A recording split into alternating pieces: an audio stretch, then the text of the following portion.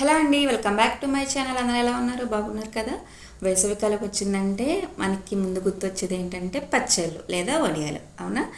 అయితే మన ఇన్స్టెంట్గా మ్యాంగో పిక్కలు ఎలా చేయాలి వీడియోలో చూపిస్తానండి. ఎక్కడ స్కిప్ చేయకండి, లాస్ట్ వరకు అయితే చూడండి.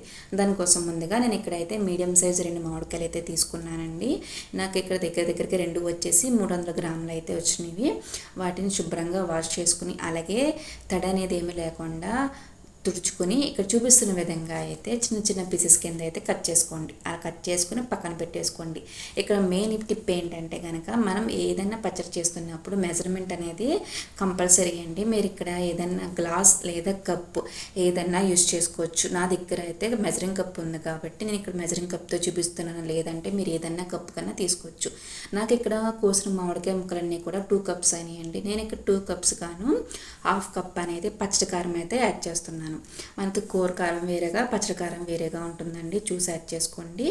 అందులోనే 1/4 అంటే అరకప్ అనేది పావు కప్ అనేది సాల్ట్ కూడా యాడ్ చేసుకొని మొత్తం అంతా కలిసేలాగా ఒకసారి అయితే కలుపుకోండి.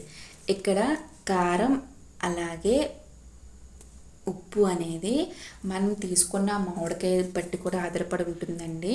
పులుపు కొంచెం తక్కువ ఉంటే కనుక మీరు కొంచెం తగ్గించి వేసుకోండి. పులుపు ఎక్కువ ఉంటే కనుక నేను చెప్పిన కొలత అయితే సరిపోతుంది.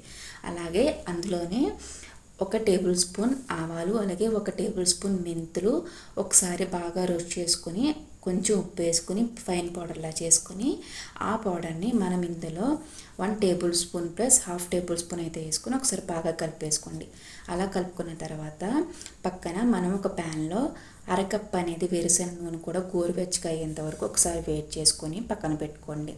తర్వాత పచ్చళ్ళలో 4 నుంచి 5 వెల్లుల్లిపాయ రెప్పలు కూడా వేసుకొని ఒకసారి కలుపుకున్న తర్వాత మనం ముందుగా ఏదైతే కాచుకున్నామో ఆయిల్ కూడా వేసేసుకొని ఒకసారి అయితే బాగా కలుపుకోండి.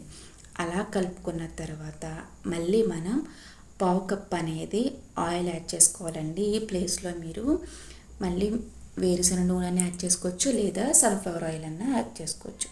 యాడ్ చేసుకొని మొత్తం అంతా కలిసేలాగా కలుపుకొని 1 గంట లేదా అరగంట అనేది మీరు పచ్చడికి రెస్ట్ ఇస్తే మొత్తం పులుపు అలాగే ఉప్పు గట్ట అంతా బాగా కలుసుకొని చాలా బాగుంటుందండి పచ్చడి. మనం ఇది ఇన్స్టెంట్గా కూడా తినేయచ్చు, అంత టేస్టీగా ఉంటుంది. చెప్పాను కదా, వంట రాని వాళ్ళు కూడా చాలా ఈజీగా అయితే చేసేయచ్చు. ఇక్కడ పులుపు బట్టి కారం ఉప్పు అనేది ఆధారపడి ఉంటుందండి. ఒకసారి అయితే చూసుకొని వేసుకోండి. లేదు అంటే కనుక నేను చెప్పిన రెసిపీ ఫాలో అయిపోతే మీకు 100% చాలా ఈజీగా అయితే పచ్చడి చేసేస్తారు. నచ్చిందా? నచ్చితే తప్పకుండా అయితే సబ్స్క్రైబ్ చేసుకోండి, లైక్ చేయండి. అలాగే మీ ఫ్రెండ్స్ అండ్ ఫ్యామిలీ మెంబర్స్కి అయితే షేర్ చేయండి. చాలా అంటే చాలా టేస్టీగా ఉంటుందండి. తప్పకుండా ట్రై చేయండి, కామెంట్ కూడా చేయండి. Thank you so much for watching అండి. Bye bye.